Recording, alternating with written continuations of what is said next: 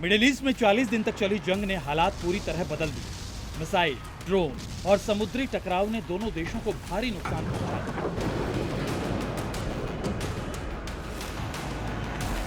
आखिरकार दबाव इतना बढ़ा कि अमेरिका और ईरान को बातचीत की टेबल पर आना पड़ा।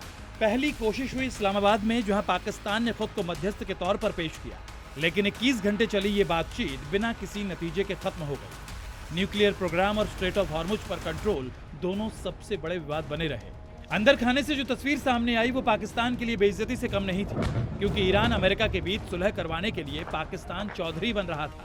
लेकिन ना तो ईरान ने उसे गंभीर मध्यस्थ माना और ना ही अमेरिका ने। यही नहीं, अमेरिका ने तो पाकिस्तान को सिर्फ वेन्यू प्रोवाइडर की तरह ट्रीट किया। पाकिस्तान की फजीहत यही नहीं रुकी। दावा किया गया कि इस्लामाबाद के होटल पर भारी भरकम बिल भी विवाद का कारण बन गए। रिपोर्ट में कहा गया कि बिल सेटलमेंट को लेकर असमंजस की स्थिति बनी। इस पूरे घटनाक्रम ने पाकिस्तान की तैयारी और कूटनीतिक क्षमता पर सवाल जरूर खड़े कर दिए। अब दूसरी बार फिर वही कोशिश। ईरान के विदेश मंत्री अब्बास अरागची इस्लामाबाद पहुंच चुके हैं। वही डोनाल्ड ट्रंप ने अपने दूत भेजे हैं। लेकिन सबसे बड़ा कंफ्यूजन यही है कि व्हाइट हाउस कहता है सीधी बातचीत होगी, जबकि ईरान कहता है कि ऐसी कोई बैठक तय ही नहीं है।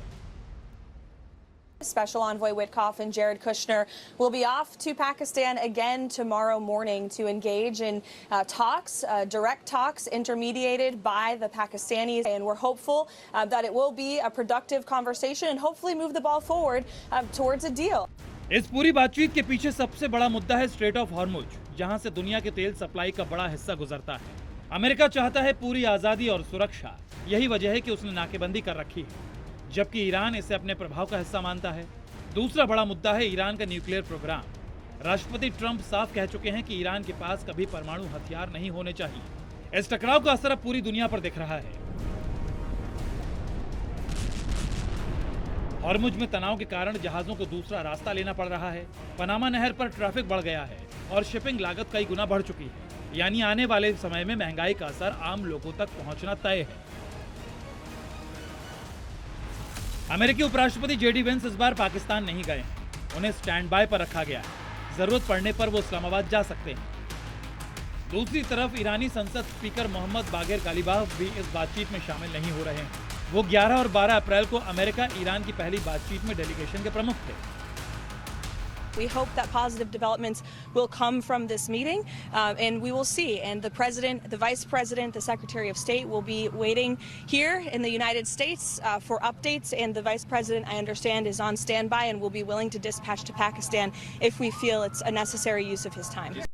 इन सब के बीच पाकिस्तान लगातार खुद को मध्यस्थ साबित करने की कोशिश में लगा है, लेकिन हकीकत ये है कि ना तो दोनों देश एकमत हैं और न ही बातचीत की शर्तों पर सहमति है। पहला राउंड फेल हो चुका है, दूसरे पर सिर्फ भूमिका की तैयारी हो रही है, यानी अनिश्चितता के बादल मंडरा रहे हैं। यानी सवाल वही, क्या पाकिस्तान वाकई इस खेल का खिलाड़ी है या सिर्फ एक मेजबान बनकर रह गया है, क्योंकि इसके चौधरी बनने से कुछ हो तो नहीं पा रहा। मिडिल ईस्ट की ये कूटनीतिक जंग अब सिर्फ अमेरिका और ईरान के बीच नहीं हो रही, बल्कि इसमें पाकिस्तान की साख भी दांव पर लग गई है। अब देखना होगा कि दूसरे दौर की ये कोशिश सुलह तक पहुंचती है या फिर एक और कूटनीतिक असफलता पाकिस्तान की फसीहत में जुड़ जाएगी।